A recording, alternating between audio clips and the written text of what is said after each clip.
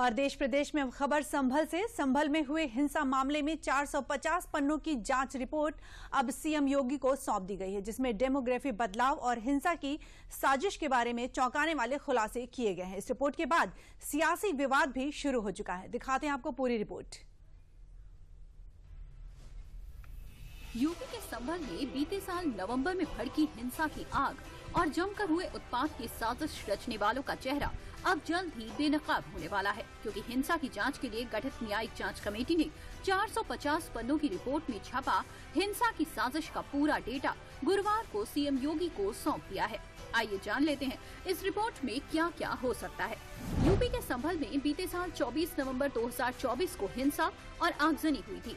इस पूरे मामले की जांच के लिए यूपी सरकार ने 3 सदस्यीय जांच टीम बनाई थी।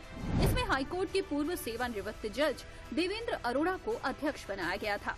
Retired IPS A.K. जैन और अमित प्रसाद सदस्य के रूप में शामिल किए गए थे। गुरुवार को हिंसा के मामले में गठित कमेटी ने सीएम योगी को 450 पन्नों की रिपोर्ट सौंपी है। इस रिपोर्ट में 24 नवंबर 2024 को हुई हिंसा के बारे में बताया गया है। साथ ही संभल के इतिहास में कब कब कितने दंगे हुए और उन दंगों में क्या क्या हुआ, इसका भी विस्तार से जिक्र हुआ है। इसके अलावा संभल हिंसा की न्यायिक रिपोर्ट में डेमोग्राफी बदलाव का भी जिक्र किया गया है। जी, ये जो संभल में जो घटना हुई थी, इसके जांच के लिए जो प्रदेश सरकार ने जो न्यायिक आयोग गठित किया था, आज उन्होंने अपनी रिपोर्ट माननीय मुख्यमंत्री जी को सौंपी है और उस पर आगे की कार्रवाई की जाए। वहीं संभल हिंसा पर आई जांच रिपोर्ट में डेमोग्राफी बदलाव पर हुए खुलासे के बाद अब इस पर सियासी विवाद भी शुरू हो गया है और सपा और बीजेपी के बीच वार पलटवार का सिलसिला चल निकला है। संभल में जिस तरह से लगातार बार बार दंगे हुए और इन दंगे में बड़ी संख्या में हिंदुओं का कत्लेआम हुआ, इसकी वजह से संभल में बड़ी संख्या में हिंदुओं का पलायन हुआ है।